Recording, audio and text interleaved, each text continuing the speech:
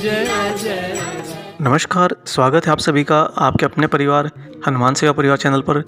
आशा करते हैं कि प्रभु श्री हनुमान जी और बाबा नीम करौली महाराज जी की असीम कृपा से आप सभी का जीवन खुशमय और मंगलमय होगा।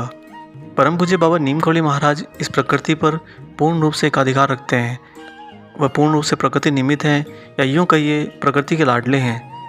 महाराज जी ने जब जो चाहा या महाराज जी ने नहीं भी चाहा, उनके भक्त ने चाहा, इस प्रकृति ने सब कुछ आगे से आगे उपलब्ध करा के रखा, जिसे हम महाराज जी का चमत्कार कहते हैं। यह तो मानव मात्र की जिज्ञासा है, जो हम नहीं कर सकते और वो हो जाता है, अकस्मात हो जाता है, हमारी सोच से परे हो जाता है, हमें वही चमत्कार लगता है। परंतु वास्तविकता यह है कि वो जो कुछ घटता है वो सब परम सत्य है। वही ईश्वर है, वही ईश्वर की संरचना है और वही ईश्वर की प्रकृति है। प्रकृति जब चाहे स्वयं का रूप धर सकती है और जब चाहे स्वयं का नाश कर सकती है। मनुष्य चाहे कितना ही हस्तक्षेप कर ले, परंतु प्रकृति मनुष्य के वश में नहीं रह सकती। हम जीवन भर जिन चीज़ों के पीछे भागते हैं, जो कुछ हम प्राप्त करते हैं, वो सब कुछ इस प्रकृति में से ही आता है। और जब आ जाता है तो मनुष्य के अंदर अहंकार आ जाता है कि मेरे पास ये है, या मैंने ये बना लिया, मैंने ये इकट्ठा कर लिया, मैं इसका मालिक बन गया। ऐसे अनेकों भाव जिनके द्वारा मनुष्य का अहंकार समय दर समय बढ़ता जाता है। आज का ये वीडियो एक छोटी सी महाराज जी की घटना आपको सुनाने जा रहा हूँ, जिससे आप जान जाएंगे कि प्रकृति महाराज जी किस तरह से एकाकार हैं और ये सच्ची घटना है। हनुमानगढ़ का नाम तो आप सभी ने सुना होगा। ये बात उस समय की है जब हनुमानगढ़ का निर्माण कार्य चल रहा था। उस समय पास में ही किशनपुर नाम की जगह में बाबा के एक अनन्य भक्त शिवदत्त जोशी जी रहते थे। बाबा महाराज प्रायः इनके घर पर आते जाते रहते थे। एक दिन अचानक ऐसे ही महाराज जी शाम को कुछ भक्तों के साथ जोशी जी के घर आ गए। उस समय शिवदत्त जोशी जी की पुत्री रजनी जोशी छोटी बालिका थी और घर में लोग उन्हें प्यार से मुन्नी बुलाते थे।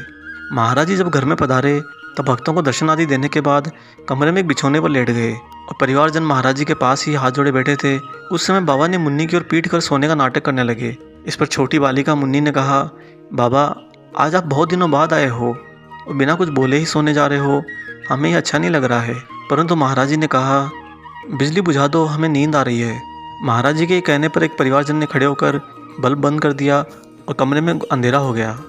कमरे में अंधेरा छा जाने पर दुखी होकर मुन्नी ने महाराज जी से फिर से अनुरोध किया, बाबा बिजली जलवा दीजिए, हमें डर लग रहा है। महाराज जी ने अचानक लेटे लेटे ही कहा, बिजली जल जा। महाराज जी के इतना कहते ही अचानक बल्ब जल उठा, क्योंकि किसी सदस्य ने खड़े होकर बल्ब को नहीं जलाया था और वो अपने आप जला था। यह दृश्य देखकर सभी लोग खिलखिलाकर प्रसन्न हो गए। तभी महाराज जी अचानक बोले, बिजली बुझ जा, और कमरे में पुनः अंधेरा छा गया। सभी लोगों की प्रसन्नता अचानक अंधेरे में गुम हो गई। मुन्नी रोने लगी और फिर से महाराज जी से अनुरोध करने लगी कि बाबा बिजली जला दो, हमें बहुत डर लगता है। तो बाबा ने फिर से लेटे लेटे बिजली को जल जाने का आदेश दिया और फिर से बल्ब जल उठा। साथियों, यह खिलवाड़ कुछ देर तक चलता रहा। महाराज जी कहते बिजली जल जा, बल्ब जल जाता। महाराज जी कहते बिजली बुझ जा और बल्ब बुझ जाता। ऐसे ही घर में बिजली बुझती और चलती रही। परिवार के सभी सदस्य ये दृश्य देखकर बड़े ही आश्चर्यचकित थे। उन्हें कुछ सूझ नहीं रहा था कि हम वास्तविक जीवन में हैं या यह मात्र एक स्वप्न है। तभी लेटे हुए महाराज जी ने पीठ घुमाई और परिवार के सभी सदस्यों से एक साथ बोले कि जड़ पदार्थ भी हमारा कहना मानते हैं, पर तुम मनुष्य लोग नहीं मानते हो। सत्य के साथ रहो, ईश्वर तुम्हारे साथ हर कदम पर है। महाराज जी के मुख से ये वचन सुनकर परिवारजनों को समझ में आ गया कि बाबा ये बिजली बुझाने और जलाने का खेल क्यों कर रहे थे। वह परिवार को एक छोटी सीख देना चाहते थे।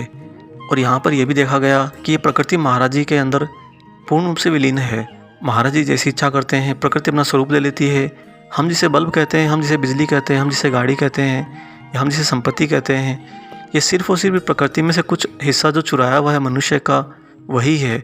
और उसको चुराने के बाद हम स्वयं को उसका स्वामी मानते हैं, जबकि हमारा जीवन बहुत छोटा है। जब हमारे जीवन का अंत होता है, हम वही चीज़ें वापस प्रकृति में छोड़कर चले जाते हैं। इसलिए साथियों, ये सारी प्रकृति ईश्वर के समकक्ष है, ईश्वर के अधीन है।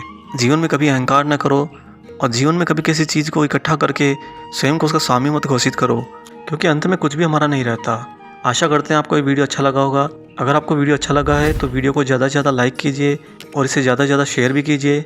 अगर आप हमारे चैनल पर नए हैं तो चैनल को सब्सक्राइब कर लीजिए और बेल आइकन को ऑन कर दीजिए, ताकि आने वाले सभी नए वीडियो के नोटिफिकेशन आप तक समय से पहुँचें। मिलते हैं जल्दी एक और ऐसे ही शुभ अंक के साथ। तब तक अपना और अपने माता पिता का ख्याल रखिए और प्रभु श्री हनुमान जी और बाबा महाराज जी की निस्वार्थ होकर सेवा करते रहिए। जय सिया राम।